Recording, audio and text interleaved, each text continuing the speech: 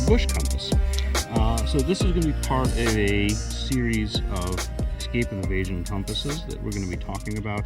Compasses that you can use that are makeshift compasses, backup compasses from the times when you don't have one, compasses that you could use in a survival situation, compasses that you could have on your person at all times for any kind of unexpected disaster. And so the first compass we're going to talk about today is what I call the bush compass. Now, I have an article about this on our Patreon for anyone that's interested in reading a little bit more about the history of the compass, as well as seeing some more pictures of its construction.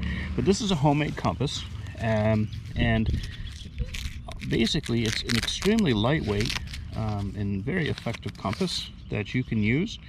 And it's very easy to make, and all you really need is an old compass, and this is an old base plate compass.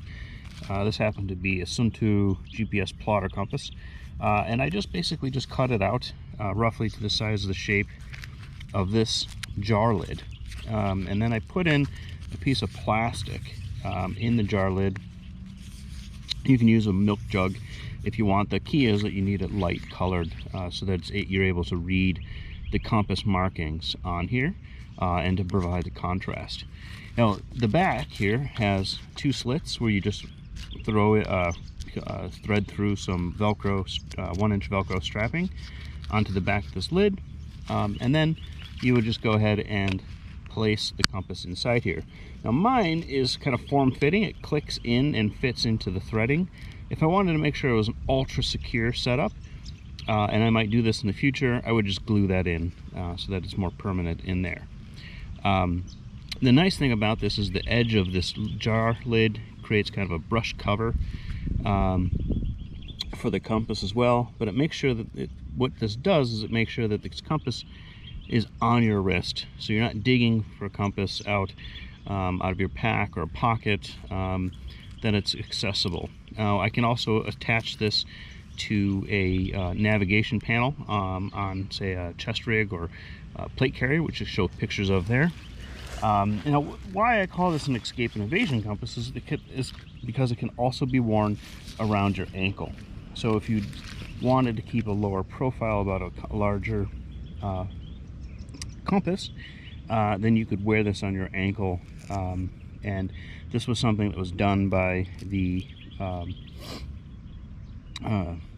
air pilots and SOE operatives, as well as, I believe, OSS-2 in World War II.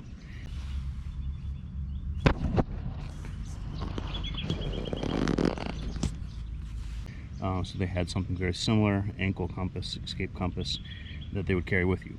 Now, the reason why they would want to do that versus some of the other compasses is that, like, say, a button compass, which is much more common and more kind of readily thought of as part of an escape and invasion compass, has some serious limitations. You're not able to do everything that you would want to do for proper navigation across rough country. And so this is a very small, as you can see, very small compass. You're not going to be able to work with it with a map and compass very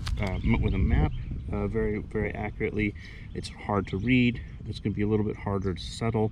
You're not going to be able to change it for declination. It doesn't glow in the dark, and most importantly, the increments around the bezel aren't at 2 degrees. So again, you're going to lose that accuracy that you need for real rugged country, long distance travel. Now, if you had nothing else, certainly these work. So essentially, the bush compass or the brush compass can serve as a backup compass. I'm not going to use this as my primary compass.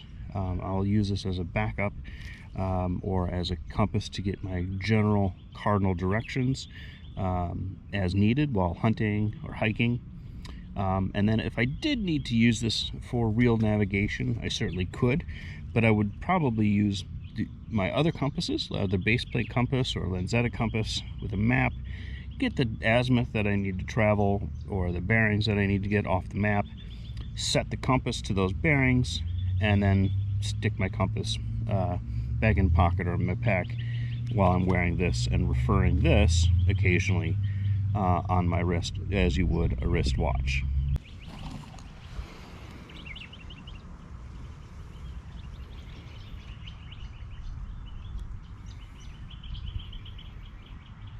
So hopefully this was an interesting video.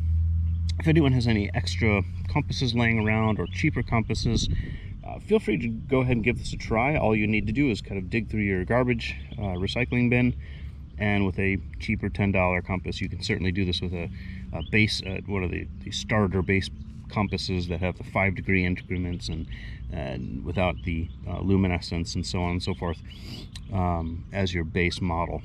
But hopefully this was helpful or interesting, and stay tuned. We're going to do some more videos on escape and evasion compasses shortly. Thanks again for subscribing, and again, if you want to read the article on this, our Patreon, it is free on our Patreon for those that are interested.